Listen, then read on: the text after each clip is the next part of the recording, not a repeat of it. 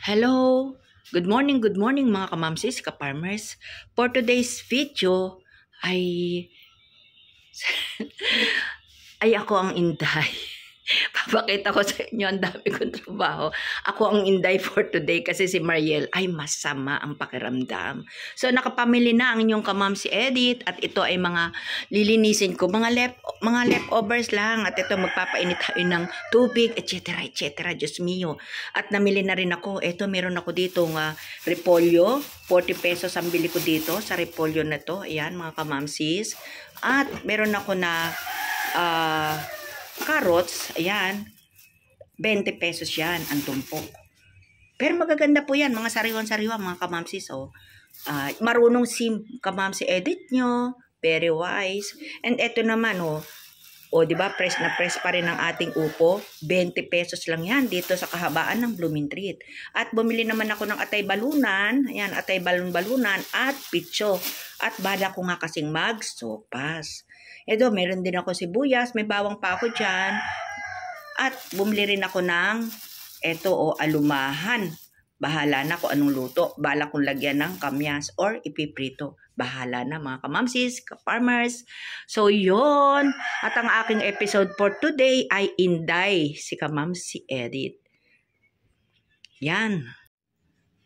So, as soon as possible, gagawin ko lahat ito. Lilinisin ko lahat ito mula sa lababo, etc. At kagabi nga, nalaman ko hindi papasok. Ako na po ang naghugas ng pinggan sa katerba. Ito tik-tik na to kasi ala na akong mapaglagyan at punong-puno na ang aming lagayan. So, ayan, jaran. At aking iaayos ka ako kasi antok na ako kagabi. Biro nyo ba naman, nagising ako ng mga magto-12 para lang maghugas ng pinggan. Ang Inday kamamsi Edit. So, ayan po mga kamamsi, sabay-sabay na natin gagawin. Ayan, nagpapainit ng tubig at nagsasaing. Ayan. Ayan, mainit. Medyo mabilis akong sasaing po ako. Ayan, kumukulo na mga kamamsis. Ayan. At ito naman, kasisigang ko pa lang. And now, akin naman itong lilinisin. Ayan. Aasinin ko pa yung mga, yung mga balunan. Ayan mga kamamsis. At, ayan, inina yung ating kanin. At atin ng i-off. Off na ni Inday kamamsi. And isalin na natin ang aking pinakulong tubig. Yan, para makapagkape na sila. Apura-apura. Ang inyong kamamsi. Oops, ang bigat. Wow! Ang bigat naman. Susme. Oops! Ay, talaga naman, Teka. Ayan, bumuelo ang kamamsi Edit. So, ayan. Talaga naman, kailangan natin gawin to. Kasi, umuupa lang po kami dito sa Blooming Treat. Nagtitinda kami. Ang aming hanap buhay ay pagtitinda ng wholesale na balot. So, yan. At kailangan namin na lahat kami ay magpa-participate. Pero dati, si kamamsi ay, kumbaga, ako po ay exempted. Eka nga. Kasi, alam nyo naman ang mga senior. Pero gumagawa pa rin naman. Hindi nga lang ganito na, ay, Inday na Inday. Ayan. So, yan. Tapos na tayo doon sa 1 and 2. Wait for the 3rd, 4th, PF.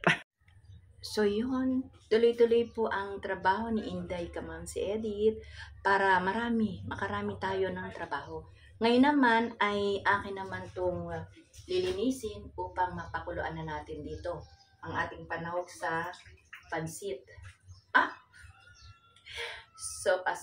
Sopas. Nalimutan na agad ni kamamsi Edit. Okay? Tuloy-tuloy lang po ako dito, ha?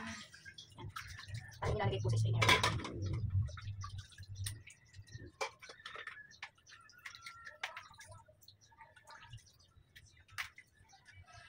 Ay, nanay ko tumakbo. Sus, malalaglag pa. Ay, nako. Pagka nag-aapura mga kamamsis, ganyan ang nangyayari po, di ba po? So, yan. Ayan, ganito muna. Ayan, bababa natin para hindi malalaglag. Okay? So, yan. Apura-apura si kamamsi Edit dahil nakabul ko po yung oras. Sige pa, nakabul pa patas. So, kumuha po tayo ng asin. Upang asinin po ating balunan. Balunan ng manok. Balunan kay baboy. Sinamansi talaga. Ay, nako. At ikinakaskas po natin to sa may sangkalan. Yan, ganyan po ang gawa ni Kamamsi para matanggal po ang lansa ng ating niluluto. Yan, uhugasan mabuti at saka ikakaskas sa asin.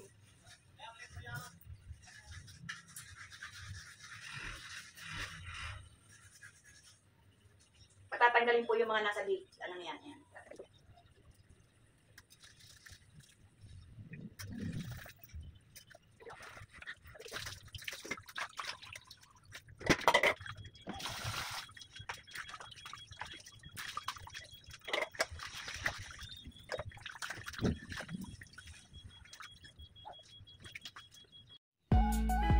Now, akin namang pakukuluan na ang ating sahog na manok.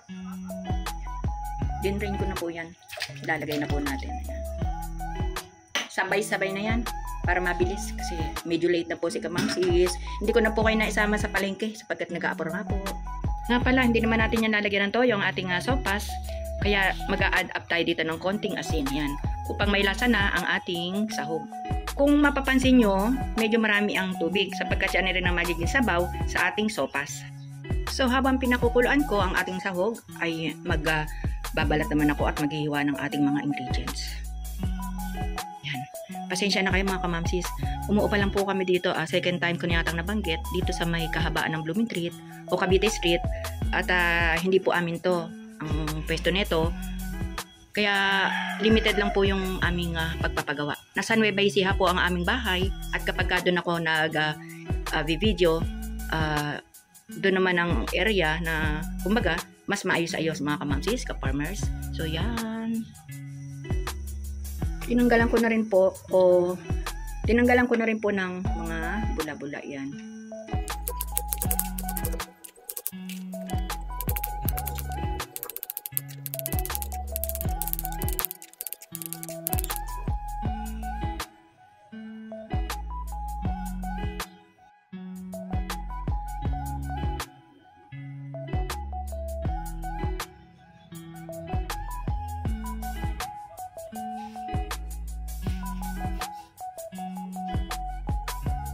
From Ilocos, garlic na Tagalog. Ang liliit ng butil.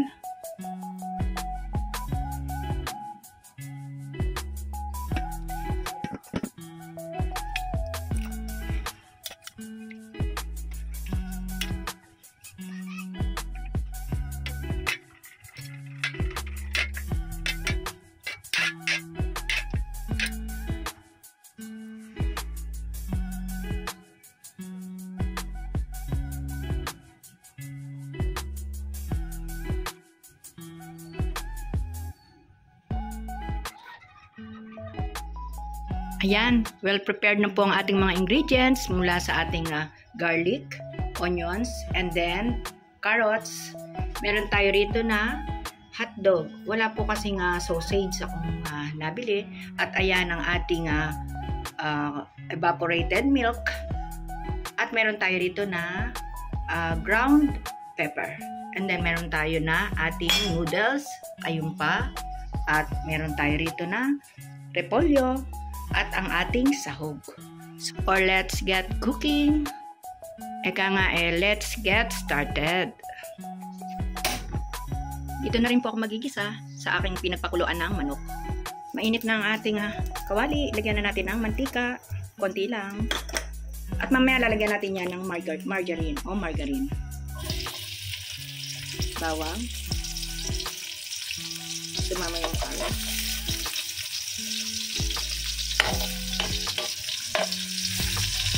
Hayaan lang po natin siyang mag-golden brown at nang ilabas niya rin ang kanyang aroma at ang flavor.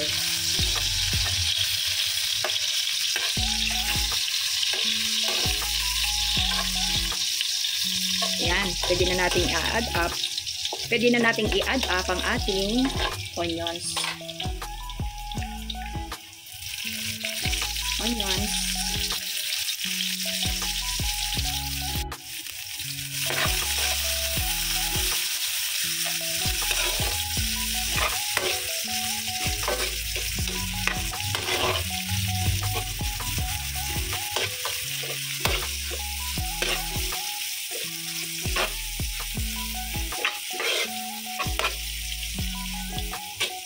natin siya maging translucent upang lumabas ang kanyang flavor.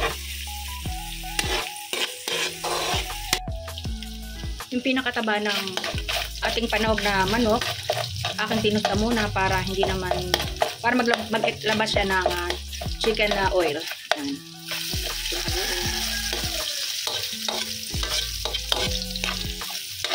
Add na natin ang ating sahog.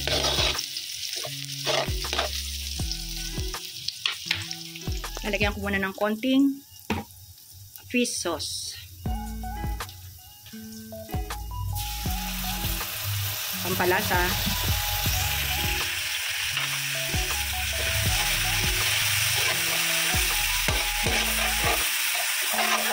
Bango mga kamamsis. Maamoy nyo lang, napakabango. And add na natin ang ating sahog.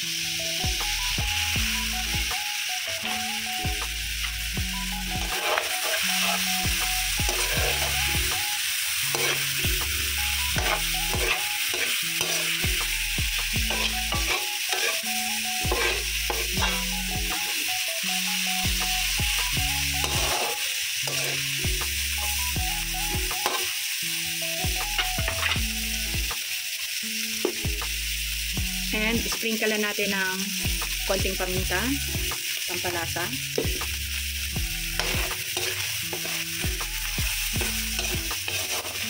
Dagdagan po natin ng konting chicken broth.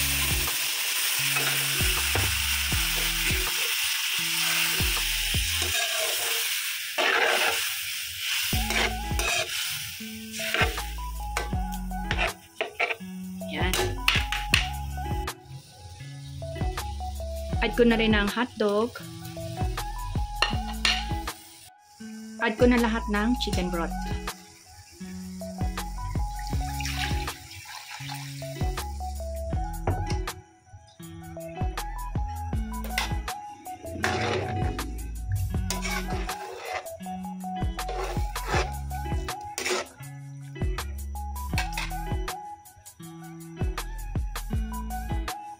Sapagkat gusto ko makapagbigay sa aking mga anak, at tayo ng 1 mug of water.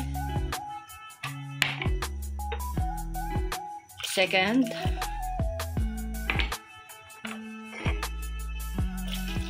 third, o yan, kumukulo na. Pwede na natin i-add up ang ating noodles. At haluin agad upang hindi magkadikit-dikit. Yan. Dadalasan nyo halo upang hindi magdikit-dikit ang inyong noodles. Ang inilalagay ko nga sausage ay, kung hindi Philips, ay yung itong Swift sausage. Pero dahil hindi nakabili, yan, hotdog na lang po inilagay ni Kamam si Edith. Madalang ako maglagay niyan. Kapag half done ng ating noodles, ilalagay ko naman ang ating carrots. Add up tayo ng 1 chicken cubes. Optional.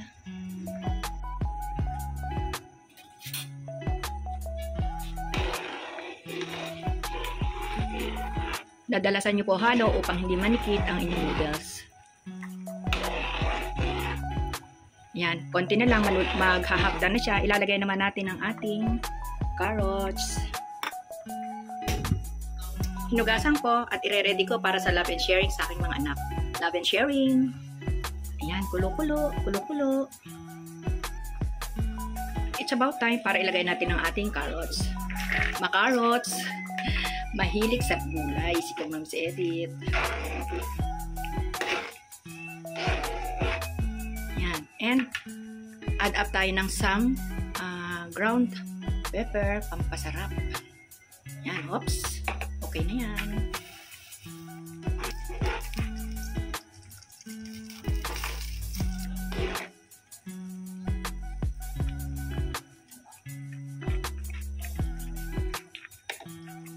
Maglagay tayo ng 1 tablespoon of margarine.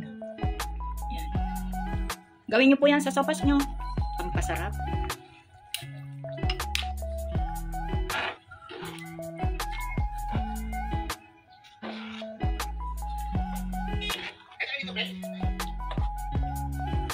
Now, add naman natin ang ating veggies na repolyo. Cabbage. Yan, luto na yung ating repolyo at add naman tayo ng ating patas. Sarap.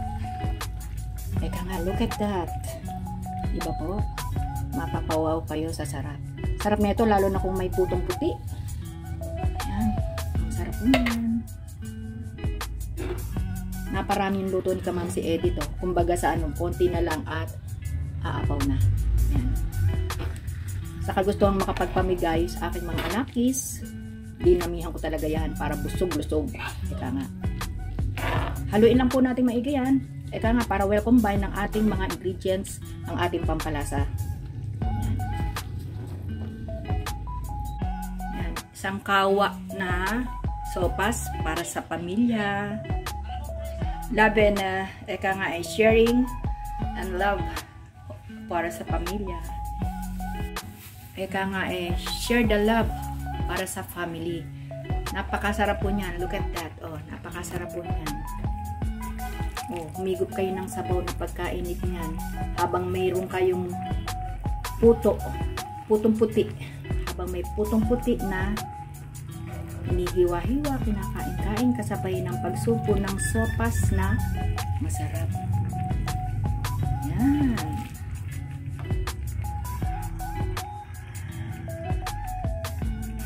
Now, titikman naman natin yan kung ano pa ang kulang. Kung kulang sa saltiness or sa anghang ng paminta. Masarap po kasi dyan yung lasan-lasa yung paminta. Kumbaga, yung sakto lang naman.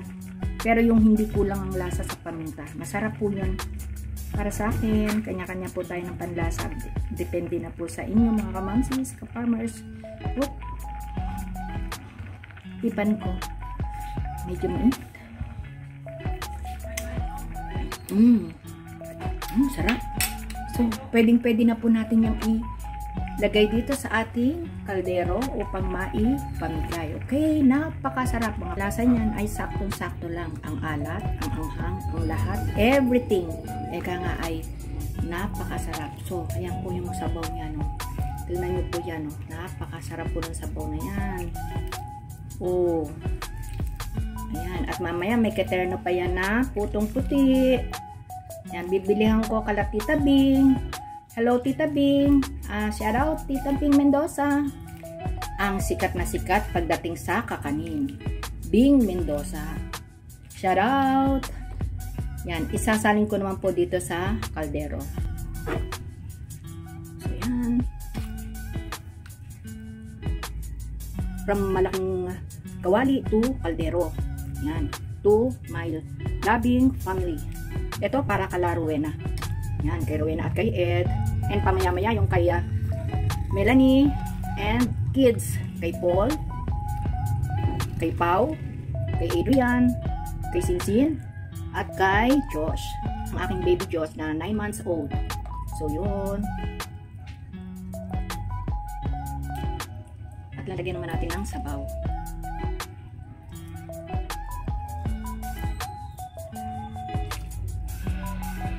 Si Mariel may dinaramdam kaya ipapahatid ko na lang to kay Alfred. Hindi na kaya ni Kamam si Edith kasi maglilinis naman ako ng isda. Okay. Para kay Tatay Louie. Ayan. Kay Kapap si Louie. Tawag ko Kapap si Louie, nagagalit sa akin. Hindi nadamay ko daw siya sa mga vlog-vlogan ko. Huwag mo na ako damay dyan. Talaga naman. So yan, bigyan po natin ang sabaw. Hindi siya masyadong mahilig sa may gatas, kaya konti lang yung kay Tatay Louie. Nakahigop lang na mainit na sabaw. Yan. It's okay na. Second batch or third batch kay Rowena. Yan, may pinaglagyan pa ng may mga carrots pa yan dahil pinaglagyan niya ng kay Melanie. Inuna kay Melanie kasi malapit. Tapos ito na yung kay Rowena.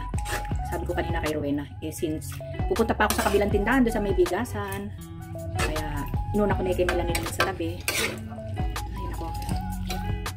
Dali-dalian mo, Kamam si Edith, at marami ka pang gagawin. Inday Kamam si. Dali-dalian mo. Yan. Bilis-bilisan mo pa. O, bilis pa more. Lalagyan naman natin ngayon ng sabaw. Ayan. Naparami ang lagay ng noodles ni Kamam si Edith. Dapat dito ay half kilo lang dito sa akin lalagyan na ito. Yan, half kilo lang yan. Kasya na. Kaya lang, siguro mga 3 dakot, 4 na dakot pa yung idagdag ko. Kaya ganito. Ay, salamat tayo. Okay. Naka-video ka. Ikan mo sa akin yung video mo. O, sige. Thank you. Eh, hindi mo kinain? Doon, may gawin pa ko ron. Ah, sige. Okay. Yung binigyan ko kasi isang suki namin sa balot. Yan. So, yan. Ready to deliver na kay Rowena. Ayan, yung amin. Kunti na lang ang sabaw. Ay, nako. May natitira pa. Kakain na ako pamaya-maya. Okay? And ayan, Como Friday ngayon, ang ulam natin ay munggo. Kaya lang, pork ang ating sahog. Yan. At, habang piniprepare ko yan, kakain naman si Kamam si Edith, ang inyong kusinera. So, yan. Ang sarap kong humigop na sabaw na mainit kapag kayo'y pagod. Ayan, tinatanggal ko yung hindi mahilig si Kamam si Edith sa mga chicken. Kaya mahilig ako sa mga gulay. Diba? Sabi ko naman lagi sa inyo, mahilig si Kamam si Edith sa gulay. So yan, gulay pa more and noodles pa more at sabaw pa more. Ayan. Tanggalin natin ang hotdog. So yun. Mag-start na kumain si Kamam si Edith. Oops. Ayan. Okay. May tumitila ako ng manok pa. O yan mga kamamsis, samahan niyo po ako sa pagkain. Ayan. Ang sarap po nito mga kamamsis, ka-farmers. Oops. Mainit. Mainit na sabaw.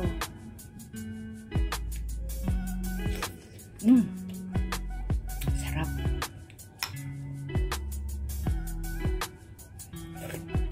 Tapos po, sasamahan natin ng ayan o.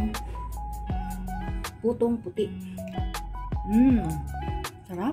Meron po yung inyog eh. Teka lang. So, ayan yung inyog. Lalagay po natin yung ating puto sa inyog. Ayan. Napakasarap po yan. Ayan. Sarap. Tutubo tayo ng mainit na sabaw. Sarap. Daming paminta ka. Lasang-lasa. Sarap. Sarap. Tara na po. Kain na po tayo mga kamamsis. Sa farmers. Sarap. Tapos ito namang ating pandan flavor ng ating putong puti. Nandito po yan nabibili sa lugar namin. Marami. Yan sa M. Hison. Kalatita Bing. Bing Mendoza. Panalo. Napakasarap. Tapos susubukan natin ulit ng sabaw. Napakasarap. Ito yung gulay. Carrots pa more. So yan. Init. Mainit ka, sis. Mapasok-pasok naman ako, hindi ko naipan. Ayan mga kamamsis, bumili na po kayo ng sasopasin at meron po dito mga puto. Punta po kayo sa lugar namin, maraming putong masarap. Kala Tita Bing Mendoza. Yan, sarap po yan. Sarap. Sarap po na itong putong puti na ito. Gawa po ito sa makan. Ang alam ko, gawa sa makan ito. Hindi po ito gawa sa flour. Ika nga, ng flour.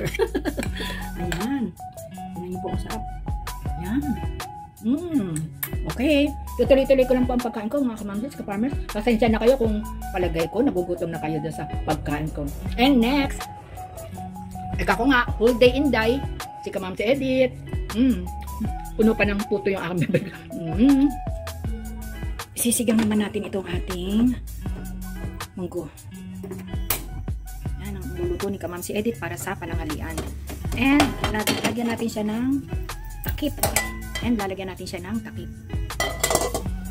Yan, antayin natin maluto ang ating munggo. Paminsan-minsan titingnan natin at baka naman masunog, okay? At tuloy ang pagkain. Sinong relate dyan? Tuloy ang pagkain ni Kamam si Edith. Ay, naku, mga kamamsis, ka-farmers, di ba? Oh, sarap nito. Mainit pa rin. So, ayan, kumukulo na po.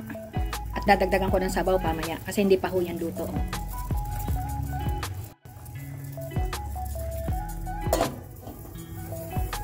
Pamaya-maya ako nadadagdagan ng sabaw. Habang maghihiwa na ako ng bawang, sibuyas at kamatis at itong ating sahog. Oops, ayan. Dagdagan na natin ng sabaw, mga kamamsis, ka-farmers. Ayan, guys. Dagdagan na natin ito ng sabaw. At I think, dadagdagan ko pa ng kalahati nitong aking mungkok para maging mas malabo. Eka nga, kayo ba paano magluto ng munggo? Gusto ko yung malabong-malabo at pinipiga-piga ko pa yan para lumabas ang flavor ng munggo.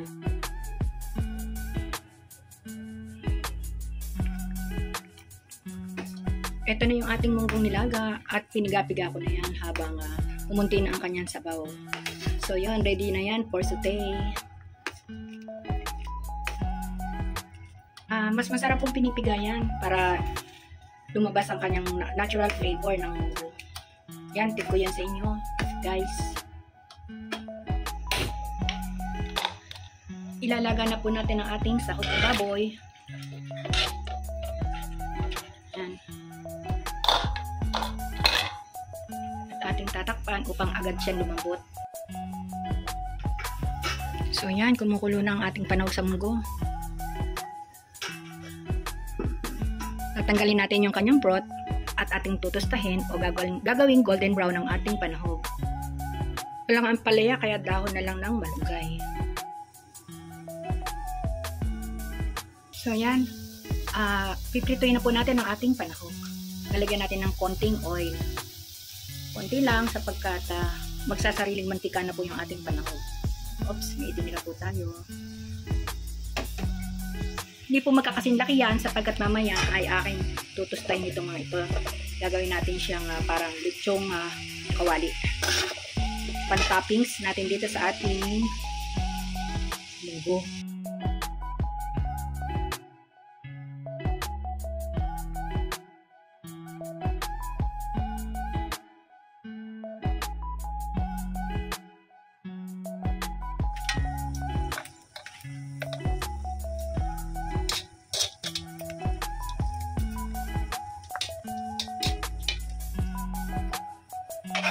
Tatanggalin po natin yung sobrang mantika. Masyado pong marami.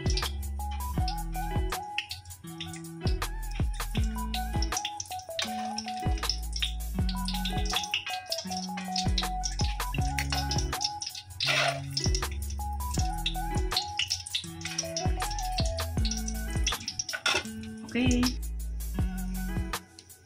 Lagyan na po natin ang ating bawang.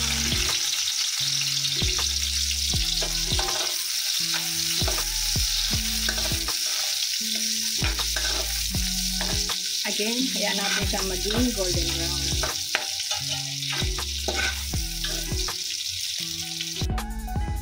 Sibuyas.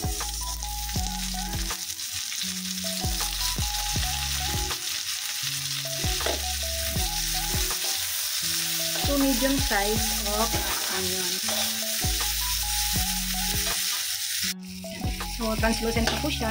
Pwede na natin i-add on ang ating tomatoes.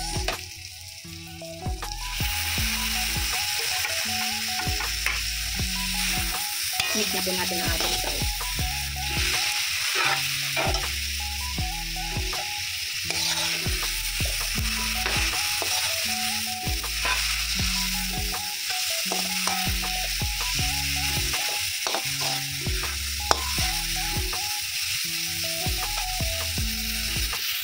Then, add po tayo ng konting fish sauce pampalasa. Mga 2 tablespoons. Again, haluin. Antayin po natin maluto ang ating tomatoes. Pwede na po natin ilagay ang ating munggo. Ayan. Luto na yung ating tomatoes.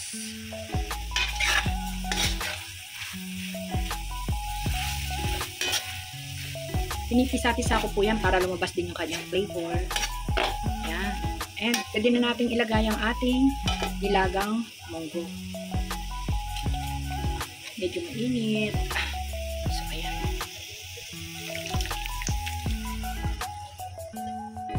At ito, lalagyan natin ng may pork broth. Sasalin natin dito. So, ayan. At ilalagay pala natin ulit dito pang sabaw.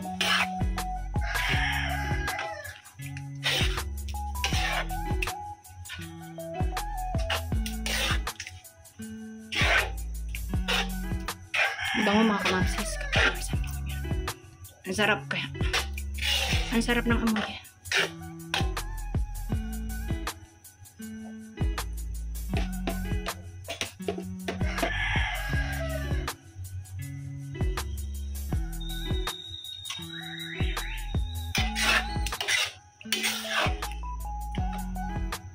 At ilalagay na natin ang pork broth.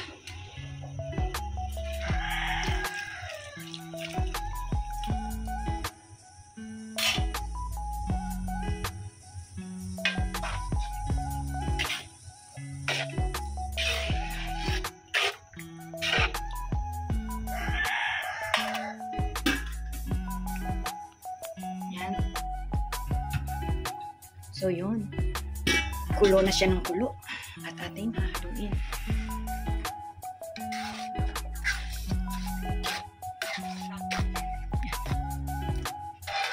Gusto ko po doon sa munggo yung medyo may sabaw na ganyan. Medyo matutuyo pa po yan ng konti habang ating niluluto pa. Ayoko naman yung sobrang lapot. Depende po sa atin kung anong gusto natin. Kaya kung gusto nyo ng medyo mas malapot, okay lang po yun.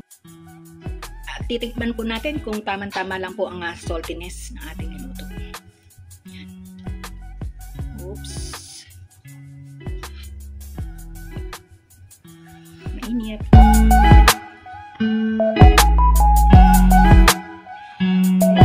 Init talaga. Ay, naman. Mainit mapapasok. Ang sarap. Pero para sa akin, medyo may tabang pa. So, dadagdagan natin ng 1 tablespoon of salt.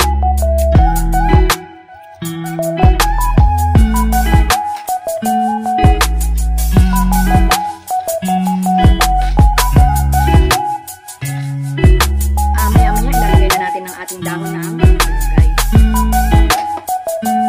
At piprito ko na ang kakambal niyan, ang pitong isda. Ilalagay na natin ang ating malunggay.